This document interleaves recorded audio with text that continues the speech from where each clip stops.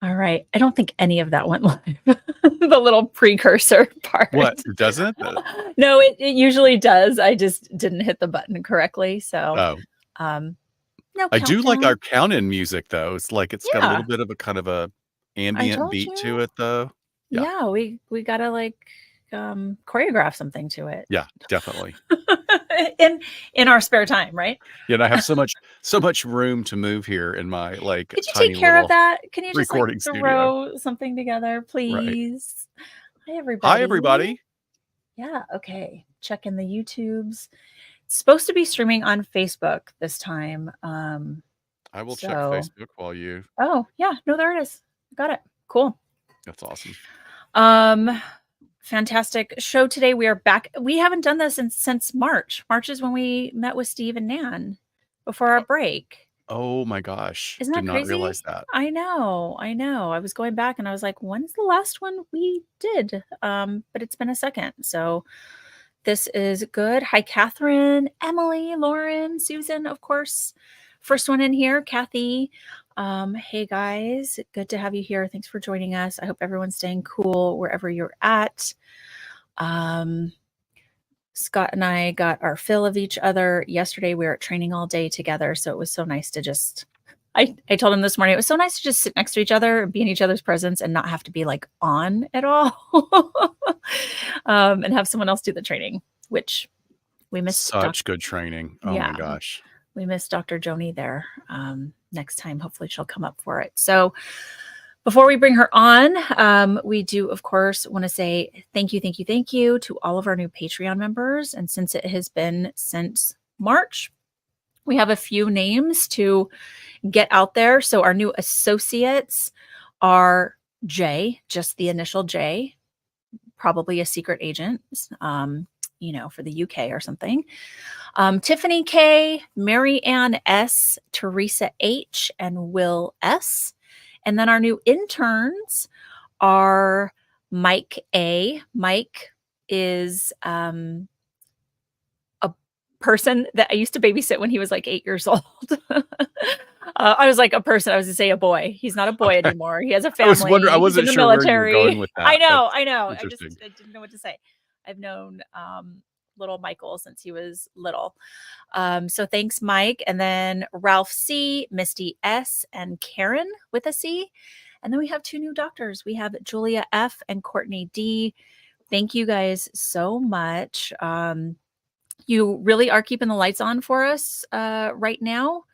As you guys probably know, we switched over platforms. We ended our contract with our media company that we were with for 2 years. So we really, really appreciate the support. Yeah, you guys are awesome. Thank you again so much. Anything else, Scott, before we bring Yeah, I was just thinking, like, Tony it on? would be great if we did like Finland does when you get a PhD. For our doctoral levels, they should get a top hat and a sword. Oh, okay. Like, Yeah, let me that's make a the way it note. should I'll be. send it to Like, you guys. yeah, Can we get a deal on swords and send those yeah. in the mail? I don't know. Not We can sure. send the little cocktail swords from that tiki bar you and I met with your mom and my husband. That'd be cool. 100%. Yeah. Yeah. Yeah. Okay. I'm going to bring Joni in. If you want to start on her bio. I am going to start on her bio. So, folks, this is a wonderful rematch and a re-welcome of Dr. Joni E. Johnston. We're really, really grateful to have her back after we had I think it's been over a year where we had a Oh, yeah. It's like 2 uh, years, I think. complete breakdown in our electronics. And she's been so patient and wonderful to agree to come back. Dr. Johnston is a practicing clinical and forensic psychologist, private investigator, love that aspect, as well as a wonderful author.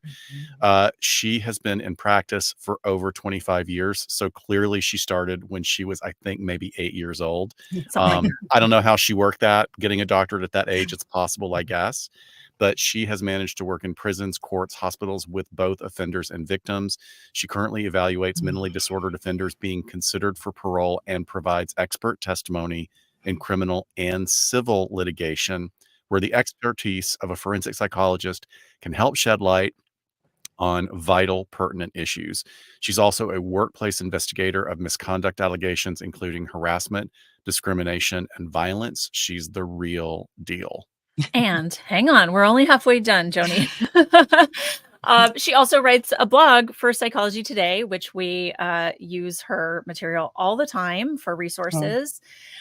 She also hosts and produces the YouTube channel Unmasking a Murderer. So please go over and subscribe to that. And she's been interviewed on numerous crime shows, podcasts, documentaries. Are you still an adjunct professor at Alliant? I am.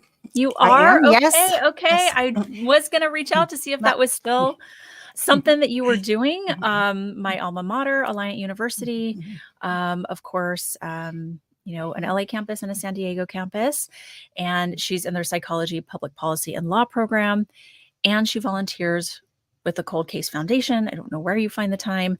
Media appearances on all of your favorite shows, guys. 2020s, The Monsters Among Us, 48 Hours, A Lie to Die For, Mark of a Killer, and Exhumed. Dr. Johnston, it's been way too long. Welcome. It's so good to see you. Thank you. It's so good. I'm so happy to be here. Yeah.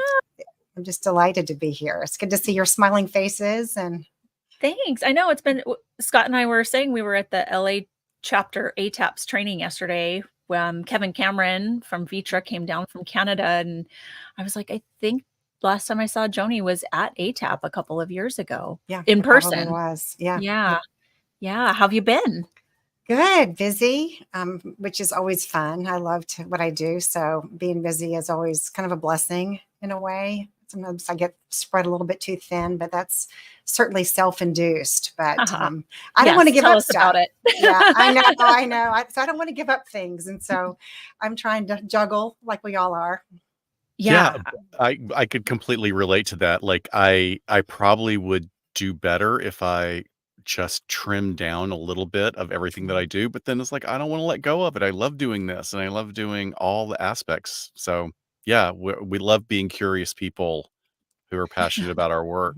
Absolutely. So Dr. Joni, can you, since we had our brief episode with you a couple of years ago, that was just the beginning, but for all of our new listeners and our returning, can you tell us about your journey to this career? Did you come to this career from another area? What brought you into psychology? And then what tripped you over the doorway into forensic psychology?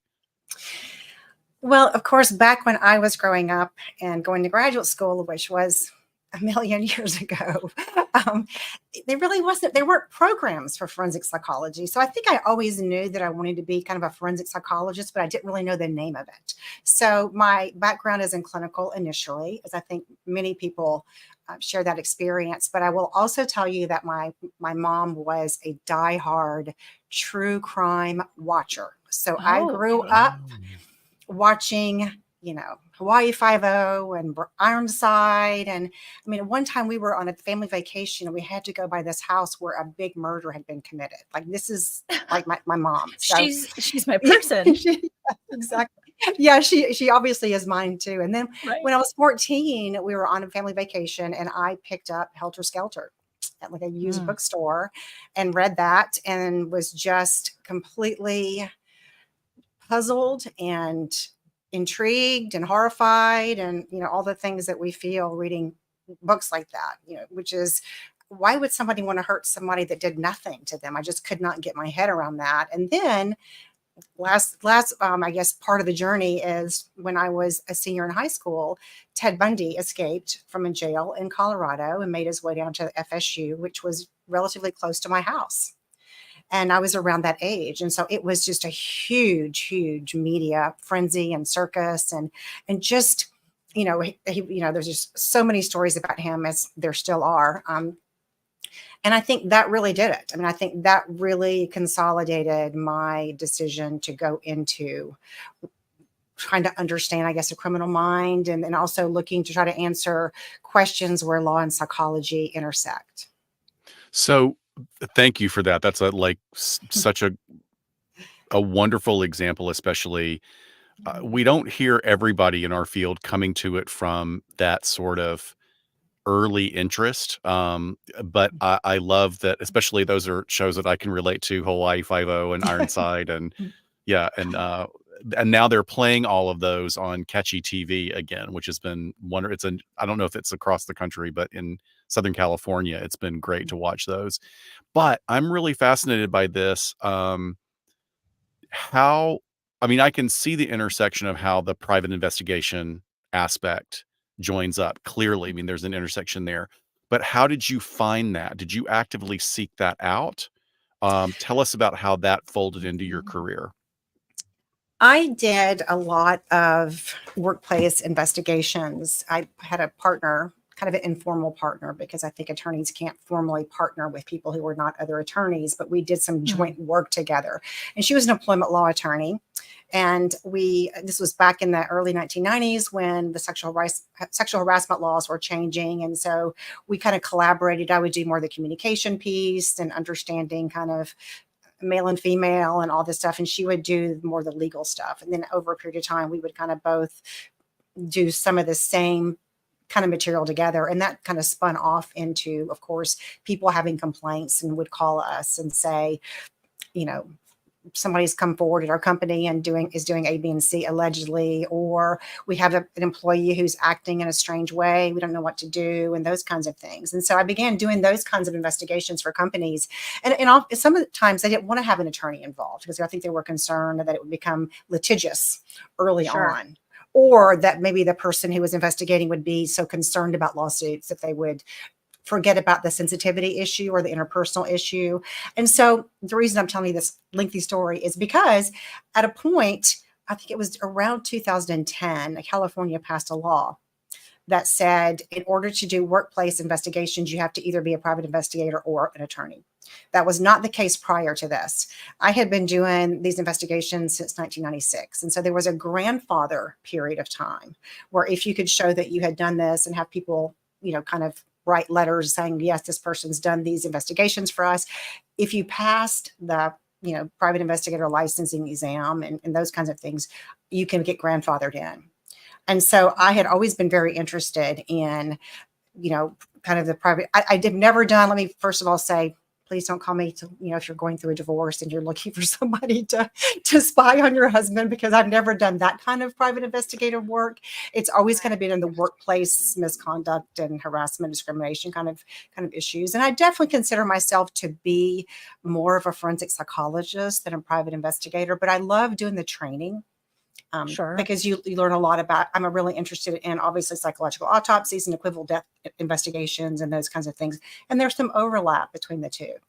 Well, it's kind of a brilliant idea. I think I don't know how uncharted it was at the time, but for an attorney to essentially have a psychologist working hand in hand with them on some of these cases. And then eventually that evolved into, getting licensure as an investigator. But I think that's brilliant for probably a lot of different types of law to have your go-to mental health psychological professional to be able to explore some of these cases with. I mean, one, it would make a fantastic television show with, the attorney and the psychologist working out of the same office and investigating. But is that unique, or did a lot of attorneys sort of have their go-to psych person on retainer for them? No, I think it was pretty unique. I mean, it was in Dallas. We started the company in Dallas. And I think because there was 1991 Civil Rights Act that was passed, there's a lot of fear and concern, as you can imagine, because whenever there's a change, people are afraid, whether we think the law is for good or for ill. There's a lot of fear and concern about that. So there was a lot of fear about this kind of training and what this is going to mean, and false complaints, allegations, and just a lot of, I guess fear. I mean, you can say drama, which sometimes I felt like it was drama, but also legitimate fear for people because not knowing how to navigate that in HR, not knowing how to navigate those. And so I think that my partner at the time really saw that it would be advantageous to have somebody on board who could handle some of those fears and address some of those fears in some of the work that we did. And we really made an effort to address those things up front, because oftentimes, the audiences we were talking to were pretty hostile. At least initially. And so trying to diffuse that and make people feel more open to listening and understand that, it doesn't just happen to women, but if it's just happening to women in your workforce, well, you have moms, you have sisters, you have wives, you have people that you care about. And so this is a way for all of us to have a better workplace. And so I definitely saw over time climate's changing, although I know there are people who say that, things still happen today. But I think looking back in terms of where they were, they've definitely moved forward. Yeah. I mean, I can imagine there's a very slippery slope with what you were doing, and then that crossing over into essentially workplace violence, risk assessment, types of questions that some of those entities or companies were concerned about with employees. And just such a lack of knowledge about what to do. And some of those issues are so challenging. And I think now Absolutely. they are very challenging to deal with. And also, I think, oftentimes, certainly back then, the person who was the manager was the best technical person, for example. So you worked your way up and you were a great accountant, you're a great engineer, you're a great, IT person, you got promoted to manager. Well, that's a completely different skill set. Yeah. And I mean, now that I think there's much more awareness that people need management training. You have to have certain interpersonal skills. Absolutely. But back then, and so a lot of times things would just get ignored because people had no idea what to do. I remember a big one. My mom, who was an elementary school teacher in northern Alabama for decades, really, really highly renowned. She was just a great, very humble, wonderful woman. And she worked in one particular school with a really difficult principal. And it was bad for everyone. And this was in the 60s. So you can imagine in the 60s in a rural area. But the one thing, she went to the library. I love my mom. She was like, this is like, proto researcher. So she goes to the library and in her nice Southern accent asks the librarian, like, I'm just really having problem as well as my colleagues dealing with the new principal. And this librarian goes, there's a new book out. I want to give this to you. And it was called The Peter Principle. And it was about the theory that without that sort of management training or helping people evolve, that people will rise to their level of incompetence. So a person who's wonderful in one position gets promoted without any support, and they completely flame out and they make their lives miserable. And it's part of my day job has very much that in the conversation of like, okay, you're going to promote to supervisor. We want to help you be a supervisor. Excuse me. Let's teach you how to be a supervisor so that you don't get stuck with these problems with HR and interpersonal conflicts. It was really astonishing. And like you said, that some of these issues are very tricky to deal with for anybody. But if you don't have any training and you don't understand that, one of the things that used to be so challenging for me, and I understood it as a psychologist, but one of the things I ran across so many times is you'd have one person who was acting inappropriately, I'll put it that way, or not performing, or, a problem in some way. And the solution oftentimes, let's train the entire group, as opposed to dealing with it directly with that person. So everybody in the office, and everybody in the office knew who was this whole message was being targeted to, as opposed to talking to the person directly. And of course, people who are there are resentful because they're there knowing they're talking to Jan or John or whoever. And yet everybody's having to sit there and listen to this. And the person who's the message is meant for, you're not even sure this person's getting it at all. They're probably likely not to get it because that's the problem. They're like, who's this for? Exactly. Well, I know they're not talking to me. It must be they can't be in here. It's not me. Yeah. So Susan, one of our listeners and followers, watchers right now, was talking about how the military gets it right in terms of the leadership training. And I was thinking the same thing. In a law enforcement entity like where I work, it's great for the sworn officers. But when they start promoting civilians and, there's civilian, supervisor positions, of course, they don't train them. And, that's incredibly problematic. But I also think we're getting into a territory where let me guide us back to just a couple of other things that you do, Joni, but it's all so interesting, especially when you do get that ramp up to workplace violence. But you also have the YouTube channel, Unmasking a Murderer. What has it been like for you to sort of, like us, step into this crossover world of your profession and then true crime content for people that are super hungry for it? It is an ongoing honor to do it. I have not done a very good job of being consistent, and that's on me completely. But that's one of I think the challenges for having so many different irons in the fire. Yeah. Is trying to find a time, being a practicing psychologist, as both of you are as well, trying to do that and then still do the content. And I think the other challenge, biggest challenge for me, it is always trying to take a story and make it interesting, but also educational. I always kind of tell myself that the true crime story needs to be the beginning of the story.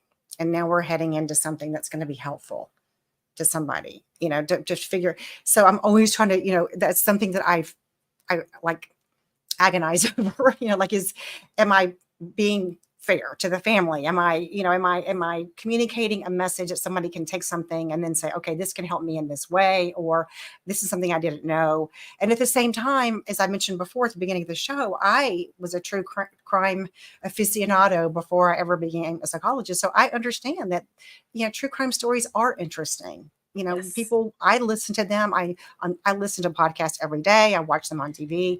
So it's just trying to find that balance is something, but I love it. I really, really love it. And I love networking with people like the two of you who are, I think, just doing an amazing job. Well, thank you. Yeah, it's you start the story is being told by a gajillion people, right? So it's what can you add?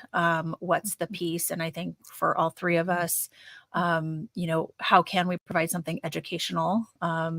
You currently doing work at a grad school, and I've taught grad school before, and Scott and I have different ways in which we love to mentor early career psychologists and students. And it feels like another way to be able to get sort of that need met for us as psychologists wanting to put the right information out there.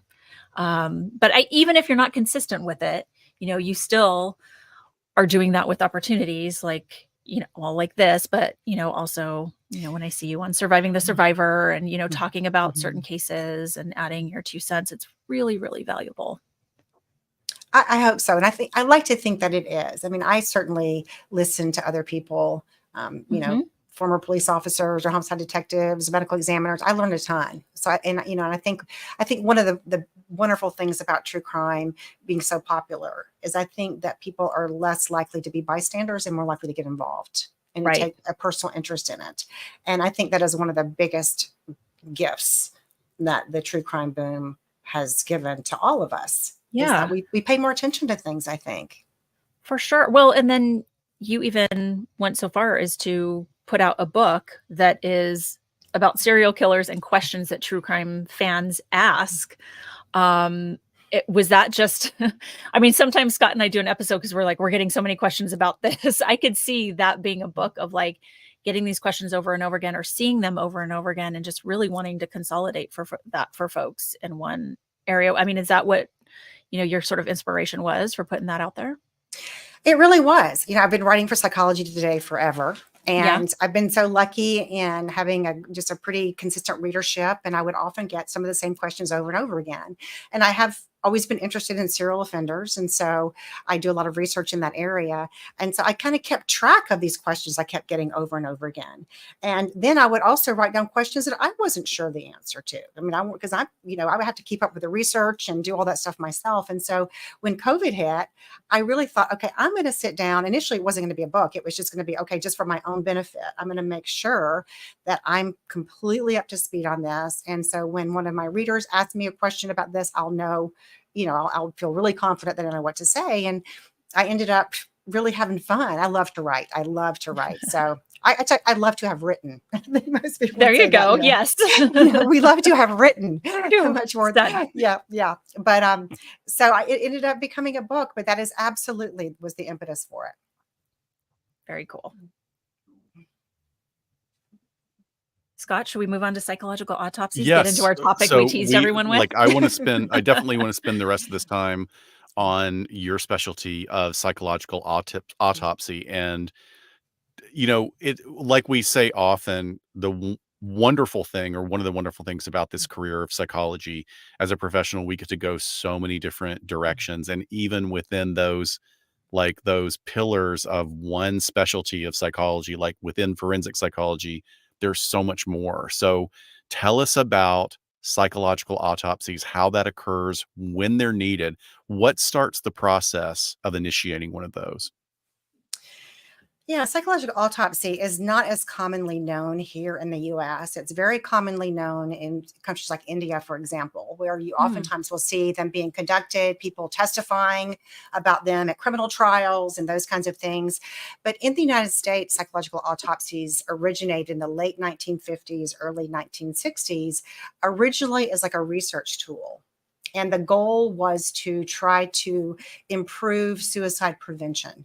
Yeah. So the thinking was, okay, if we go back and we study people who have successfully who have died by suicide, let me just say who have died by suicide, and we start looking for patterns and we start looking for triggers and precipitating events and personality characteristics and all those things, then we can maybe do a better job of preventing suicide. And that's still a major focus. And so you'll see a lot of people who do psychological autopsies with that goal, research focus in mind. And over time, I think it became a little bit broader in terms of contributing to equivocal death analysis when somebody has died and there's an unclear, Mhm. you know, why did this person die? Okay, we know it was a Mm. drug overdose. The person died of a drug overdose, for example, but was it intentional or was it an Got it. accident? About 20% of deaths are equivocal. There's no clear, initially there's no clear understanding 20%. up to 20%, which is a lot, one out of every five. And so you don't have psychological autopsies done in 20% of them. They're still Right. relatively rare. But that can be used in situations. I was asked to do a psychological autopsy on a murder suicide that involved 4 children several years ago, because there was, that's another area of interest of mine in terms of trying to understand how do we differentiate, how do we understand and recognize when somebody is suicidal and that suicidality is starting to incorporate other people Right. because of that person's pain or their anger or whatever. And is So the this target case going to that you're be talking about, is this like a familicide case? It was a murder. It was, yeah, well, it was, yes, it was a dad and four children. Mm, It was part of a domestic violence situation. And that was yeah. a civil case. Mm. So when you see them now in a courtroom, they're most often you see them in civil cases. Although I think it was September of last year, I think for the first time, at least in Kansas, and I'm not aware of any case. I think there might have been one case in Florida where a psychological autopsy was actually admitted as part of a criminal trial. So it'll be interesting to see. The reason that psychological autopsies are still kind of controversial in criminal trials is because what is the foundation of us as psychologists as an evaluator? We are evaluating the person who has been, we're the patient or the inmate or whatever. That's the foundation. Is we're Right. able to sit down with that person and evaluate them. We're not relying on what other people are saying. Well, obviously, when you're doing a psychological autopsy, that person is not available. And so you have to kind of really work in a different way in some ways. I mean, obviously you are in a huge way in terms of that person not being available, but what you have to do or what the goal is really is to kind of go back and recreate as much as possible that person's life leading up to that person's death to try Mhm. to get some understanding of what was the, again, what were the triggers, what were the precipitants, is this again potentially a suicide, or could this be a staged suicide, or or Right. is it an accident, all those kinds of things. And so a lot of different scenarios can trigger somebody being interested in doing a psychological autopsy, whether it's research or whether it's to try to answer or assist in answering this question. I'll give you a quick, if you like, just a quick example of this. Please. Um, and there was a case, I think it was back in the 1980s, a woman named Meg Perk. And her husband, she was married, and her husband called and said, my wife has committed suicide. And they went to her apartment, and she was 8 months pregnant. Mm. And she was she had been hanging apparently from a balcony, and her husband had cut her down and said I did all these, CPR and those kinds of things. And she was not, she could not be saved. And he showed them, she didn't leave a note per se, but she left this, which he thought was a suicide note, kind of a poem that was very dark. And at the very end, it says kind of in the end, she died. I mean, it was a very dark and depressed poem and those kinds of things. Now her family said, no way. There's no way she would commit suicide. There's none, And this is one of the things I think that's challenging for families and also for law enforcement, because so much of the time, a family might suspect that there's foul play involved, and yet oftentimes as well, the law enforcement will respond by saying, "Oh, this person is grieving. They can't accept that that their family member is dead. They feel so guilty. All these kinds of things." And so they immediately kind of dismiss that, or the dispatch 911 person calls it in, or when the 911 person calls, then the dispatch calls it in as a suicide. Right. Okay, there's a suicide on 34th Street. And so you're already priming that officer's thought. Yeah, exactly. And so what can happen is, the officer goes and looks, and yes, there's somebody there. And they say, yes, I found my wife. Like in this case, I went to take a shower. We had an argument earlier. She was really upset. I came out. I couldn't believe it. I'm devastated, et cetera, et cetera.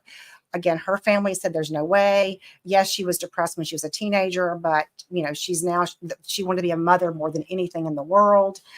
She would never do this. Well, the case ended up being closed. And ruled a suicide. And several years later, this same man was convicted of several burglaries and all kinds of things, and an investigation opened.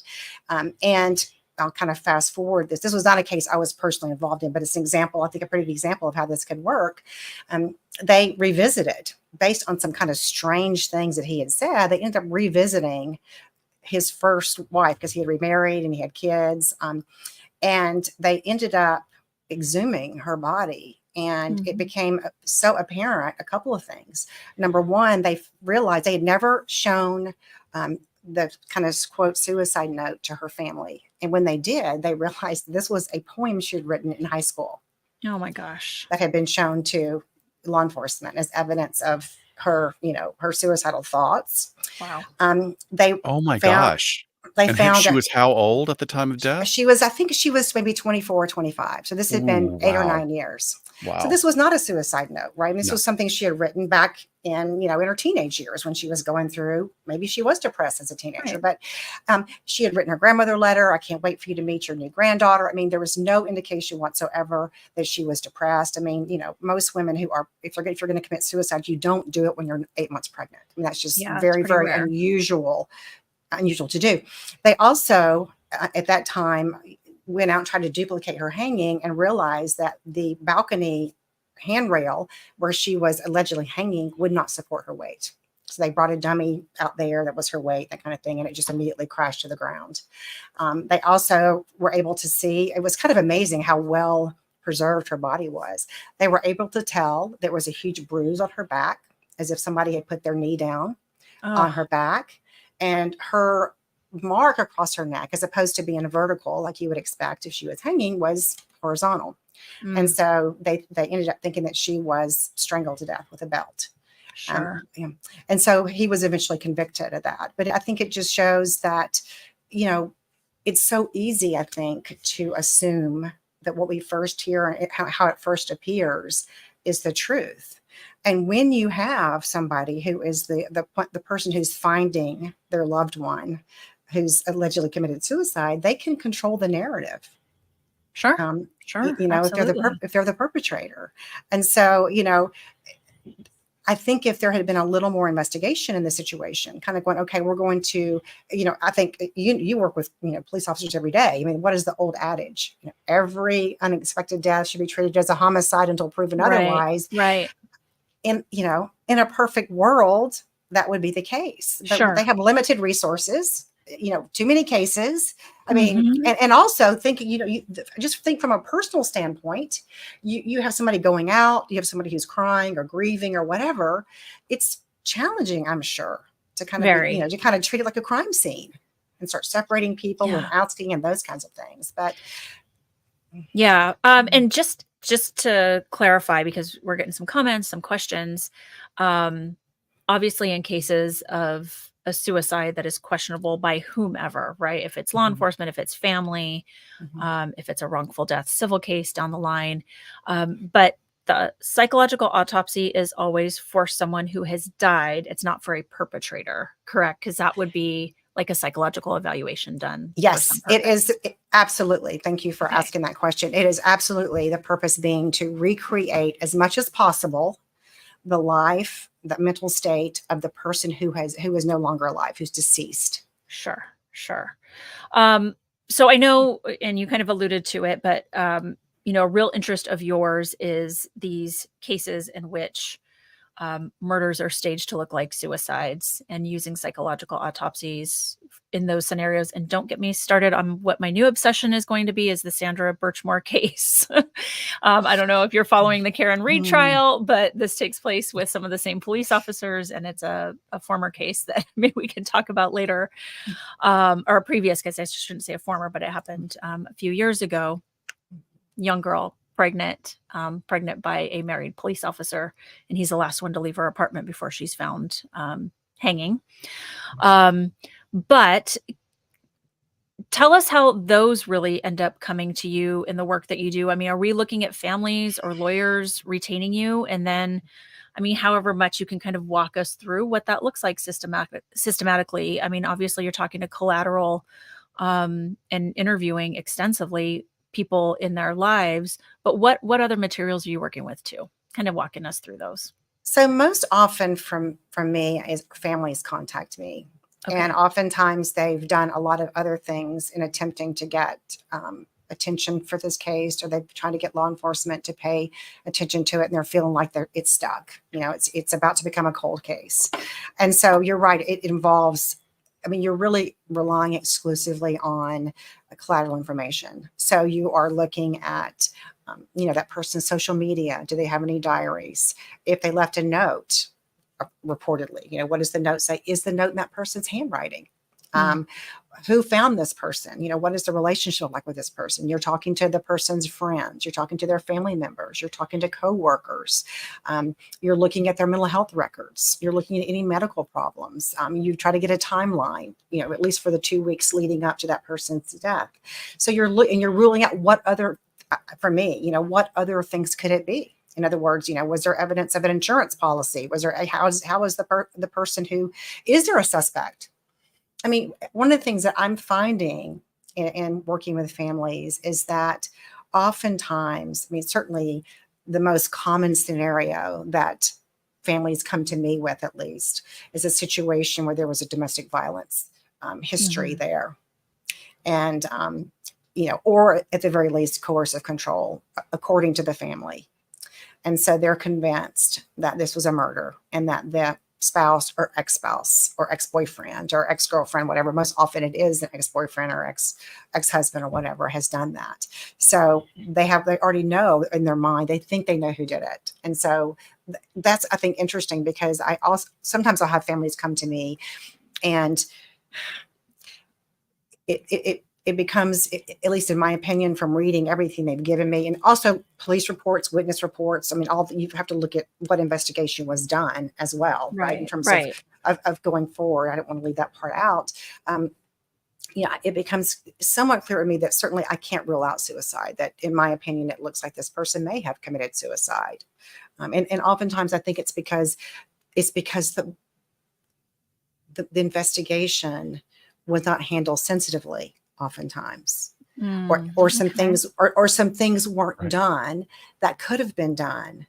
But when you look at this person's history, and you talk to friends, or you talk to family or other family members and coworkers, you start seeing a picture that maybe the parents, for example, didn't see, that this person was struggling. So I have a question then for you. In terms of when you're gathering all of that collateral information, a family member comes to you with this file. Okay, here's what we have. Here's all the information we have. And please go talk to all the family members. And here are subjects' best friends. And they are desperate to talk to you as well. Is that something that would be part of it? Is if people are willing, that are collaterals outside the immediate family, would that be helpful? I mean, even if you start to hear conflicting, or, I mean, you certainly have the opportunity to get more of a three-dimensional understanding of that individual, but then how do you sort of navigate through the contradictions? That's a really, really good question, Scott. And you're right. You're always balancing being as thorough as possible and not beginning to interview people that really don't have any information. So I definitely interview, if I can, all family members that have had regular contact with this person, close friends. If there are exes in there that are willing to talk to me, I would like to do that as well. Coworkers, whoever I can kind of get there. And then, but one of the things I will often say when I'm asking people, who should I talk to, is I will sometimes say, what information do you think they can provide? What information do you think they can help me with? Or why are you suggesting? Because it does help me get a sense of, what specific information could be helpful there. Because, sometimes people, which again, I understand, I have suicide in my family. I've been through it. So I know how heartbreaking it is. And sometimes people will say things like, well, I just want you to know what a wonderful person she was. And that's information that's very important information. They don't have to tell me that. I mean, the fact that they're coming to me and they're so dedicated. I mean, I know that they're a wonderful person, but it isn't necessarily going to help me move that investigation forward. Right. Or it might start confusing things. So part of that fact pattern is you have to ask people when you're interviewing them, how much contact did you have with them? When was the last time you spoke with them? What did they say? So that's part of that information that you gather in terms of weeding through. And, hopefully you start to see some pattern over time or some consistency, even though you're always going to find some inconsistencies. But, sure, you do start seeing some things that occur over and over again. So the family comes to you, says, we don't think law enforcement got it right. Right. And then let's say you come to the conclusion that the family has, that law enforcement didn't get it right. What then? Yeah. I mean, I guess it depends on the situation, if there's litigation or, something going on. Yeah. I mean, I wish I could say, and then I just call up the district attorney and say, book them, Dana. Or this is Dr. Joni. Exactly. I figured it out. Yeah, that's right. Let me tell you what really happened. No. Sometimes it really is. And when a family comes to me, I will say, again, what would you like to happen, and what do you expect would happen, and what do you think is realistic? Yeah. Let's talk about that ahead of time, because I don't have any big pull with any district attorney or whatever. So I'll make that clear up front. So what I can do, depending upon so sometimes I just say, I just want to know. I just want to know what you think. Am I going crazy? Okay. Whether anything happens or and sometimes I've had people come to me and say, I believe my loved one committed suicide. I want to understand why. I want to try to make sense of that. Okay. And I think you can help me do that. I can't do it. I'm too close to this. So it's not always that I think my loved one has been murdered or whatever. But let's say that the person comes to me and I do a lot of, do my part of things. And I think, wow, this just doesn't make any sense to me. From a suicide, I can't find any, because you're also comparing the information that you've gotten with what we know about suicide. Right. So you have this database that we all know about, exactly, that you're comparing to. Is it likely this person committed suicide? Not just in terms of their behavior, but in terms of what we know the risk factors are and all those kinds of things. So then what I do is we have a conversation about, what are the avenues? I mean, I can write a report that you can then submit back to law enforcement. You can have a conversation perhaps with a detective and say, what would you need to reopen this case? What evidence would you need? We can talk about going to the media and, pitching a fit, essentially, in that way. I mean, I can't do that necessarily, but I can help you do that. We can, do you want to try to go around your local police officer and go to the district attorney or go to the state? I mean, sometimes it's just a matter of saying, what can you do? What's going to work? And sometimes you can't do anything. Right. I mean, sometimes it's like, I've been involved in cases where I just wanted to pull my hair out, because it seemed to me that at the very least, there was plenty of evidence that the case was not investigated properly. And sometimes, and that's where I think sometimes we, for families where I end up really thinking that person did commit suicide, sometimes I think it's not a matter of denial that that person may have harmed themselves. It's the fact that there wasn't enough done for the family. You know, it Right. was Yeah. the investigation was so lackadaisical that it was like, well, if the person hadn't done it, if they had been murdered, nobody would know. And they're probably right. It's Well, just there's and no that indication. It's just there's no indication at all. I mean, the person's history is so consistent with the yeah. suicide, you know, with the fact that they may have done it. And that's why it's like crystal clear that someone with your background who's a psychologist and a private investigator can give this one-on-one attention to the case, unlike, I mean, I was going to say, like, unlike any homicide investigator can, even though they are, you know, very well trained in their craft, in a different way than, you know, an investigator or psychologist is. But the family is getting that personal attention to the case, you know. So it's, I even, you know, it hits home when you say, even sometimes they just want to know, okay, I know they did die by suicide, but why? Because I mean, I see clients like that too, especially working in law enforcement. You know, we do have high rates of suicide, and I see coworkers and peers that are like, help me wrap my head around this, you know. And sometimes it's just a lot of, like you said, going back to the research, some psychoeducation on what folks who are having suicidal ideation are like, because not all of them show signs. I mean, they are very, very good at hiding it if they want to. And hence the reason we do see, you know, maybe families unwilling to believe that that is what happened. So what a wonderful source of resolve. I mean, I don't know if comfort's the right word, that you can be for a lot of those families. It's such a painful process for Oh, families, yeah. you know, especially when you have parents who have had children who they've lost in this way. And I think that's where the families who've come to me and who've said, you know, maybe my daughter or my son did commit suicide or did die by suicide, I need to understand it. I need you to help me understand that. That tends to be the relationship most often. And I understand that. And I think you're absolutely right. I mean, there is no way that anybody can prevent somebody else from taking their life if they're absolutely determined to do this. Right. One of my very first encounters with suicide was this woman who had plans to go see her first granddaughter who had just been born. And she had a plane ticket, and she had, you know, made all these arrangements, and her daughter couldn't wait to see her.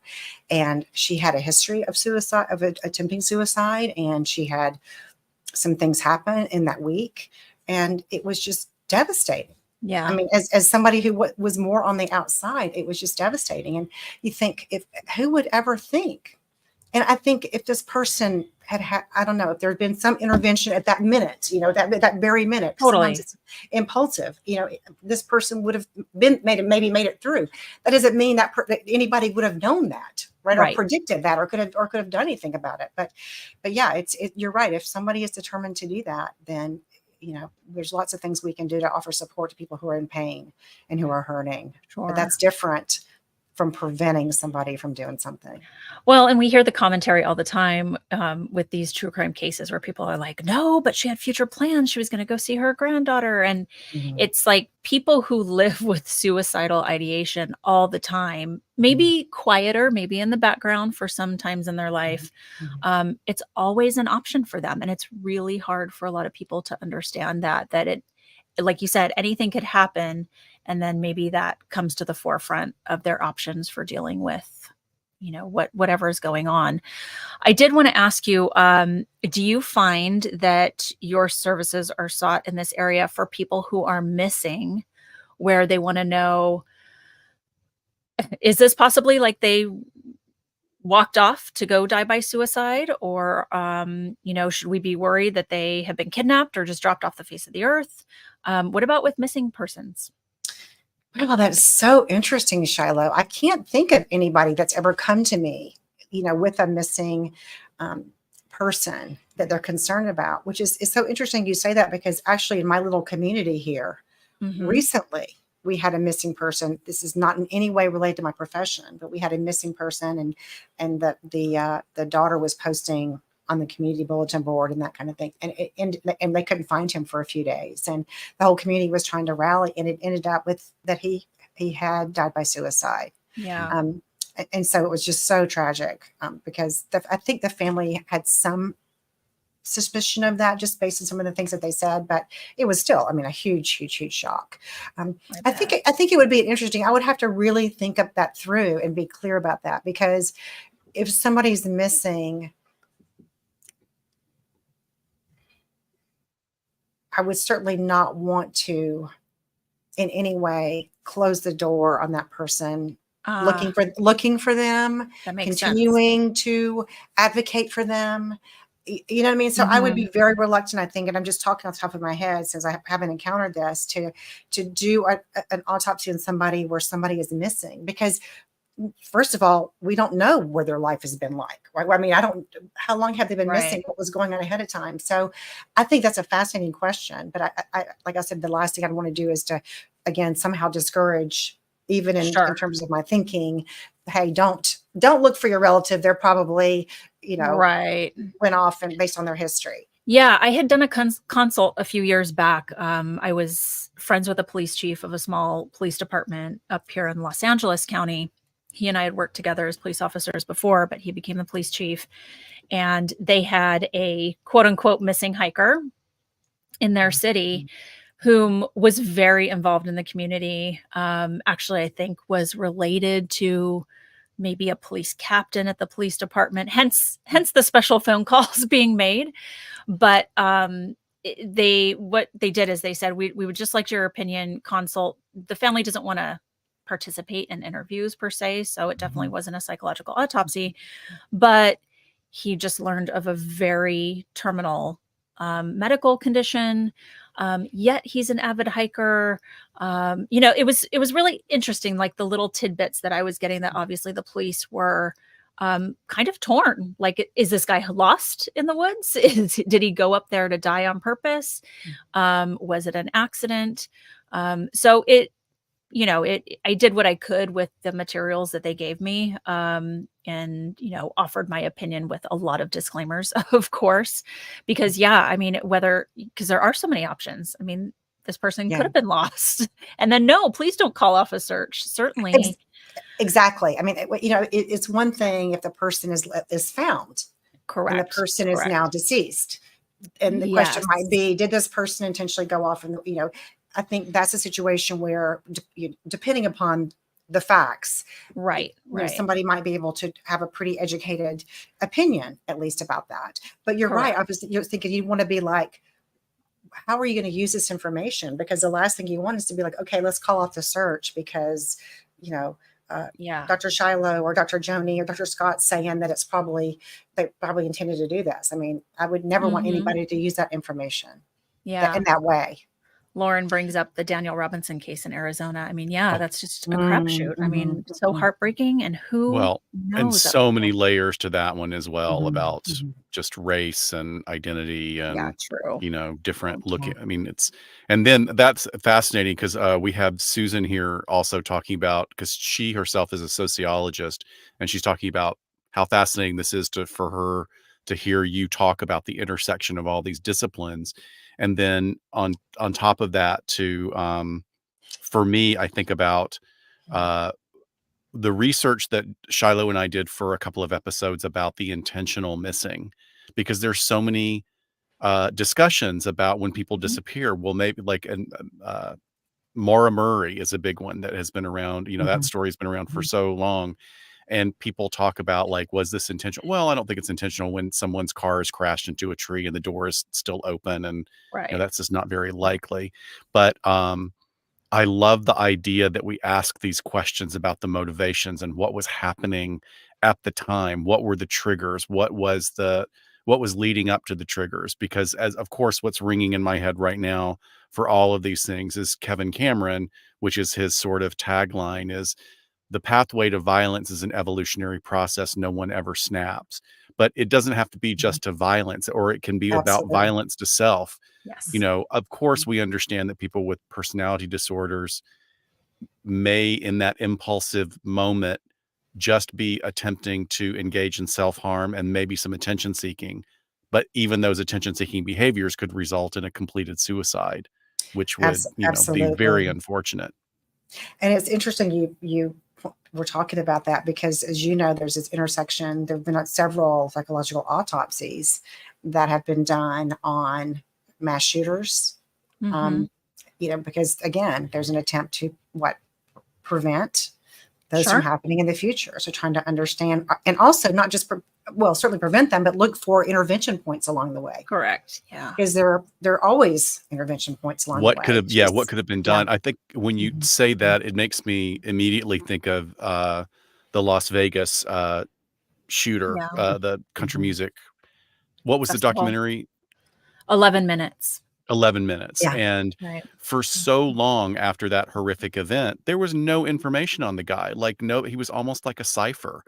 No Mhm. one could provide anything, and thankfully, over time, more information has come out that really paints a picture of course, this person was on the pathway to violence. It was almost completely inevitable that it Textbook. was gonna happen. Yeah. But Yeah. if they had not continued looking at it in the way that you do in your profession, it would have just been left open-ended with no data, no resolution, and then the potential for others to act out in this way. Yeah.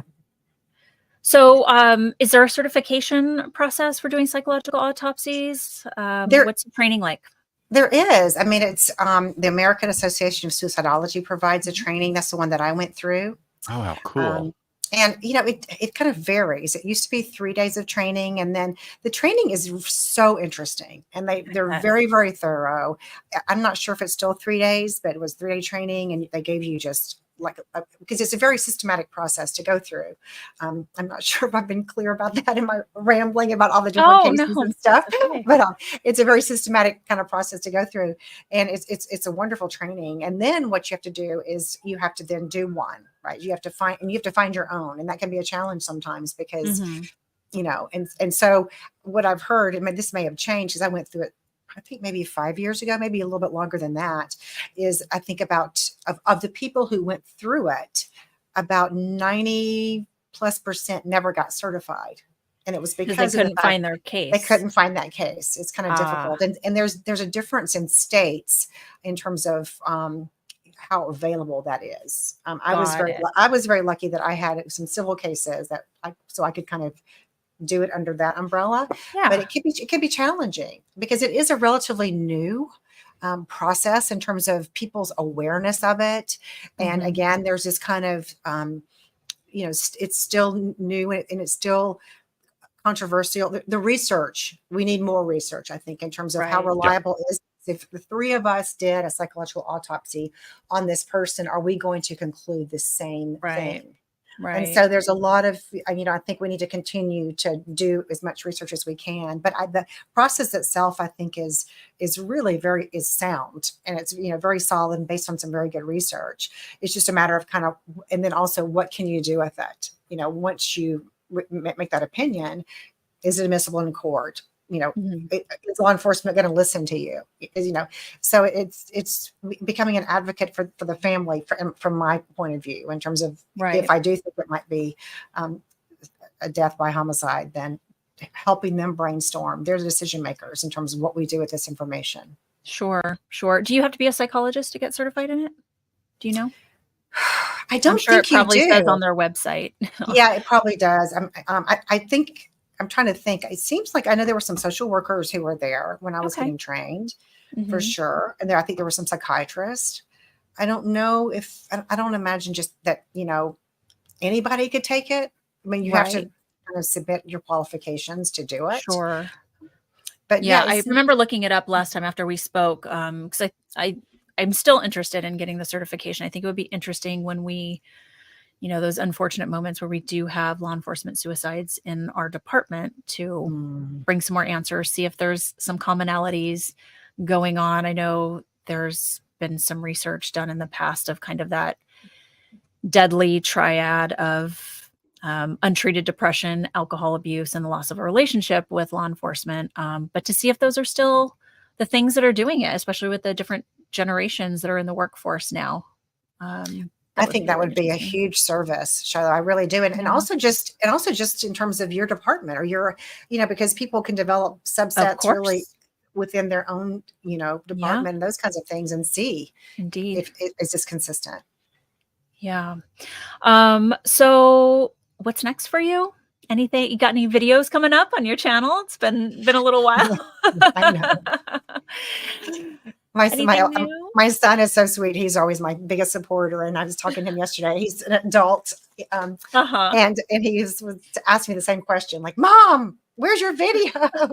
So, any new books coming out? Anything we need to look for? New articles on Psychology Today? I just said, yes. I will definitely have a new article come out this week. And Awesome. I'm thinking I'm going to have a video come out. I think the challenge is I keep doing other media stuff, which I love to do as well. I know. That bumps me, in my own mind. But let me just say, I'm hopeful and dedicated to getting back to being a little more regular. Yeah, I think it's a great resource for people. So again, where can our listeners find you? Are you on social media at all? Give us the name of the YouTube channel again, and I will put a link to your book in here again. Thank you. It's the YouTube channel is called Unmasking a Murderer. And I'll just mention a couple of other things. Psychology Today is called The Human Equation. And it's a blog. And then the last thing I'll mention is I have a free true crime newsletter. It's called The Mind Detective on Substack. Oh, okay. Awesome. And is that all linked on your website? Yes, it is, which is drjonijohnston.com.